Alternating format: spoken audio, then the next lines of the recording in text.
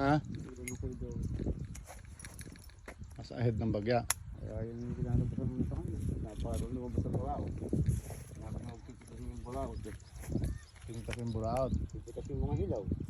Tatlong tangin yun eh. 4 eh. Nakakapagod lang ako eh.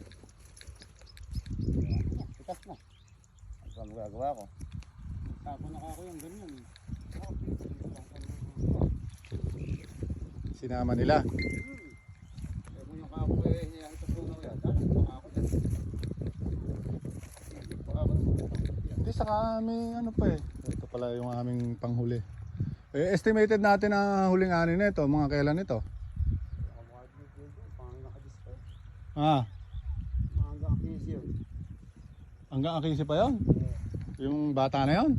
7 yun eh. Kung dito yung 5 araw yun. Dito, bandang 8, adjes. Oo, mga adjust pa. Asa pinabuo yan eh. Mga adjust yun, hangatin yan. Asais. 30 dias na pinahihinog. Ay, 35.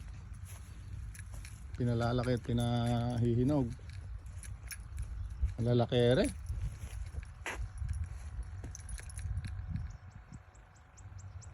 Malalaki rin medyo huli na rin.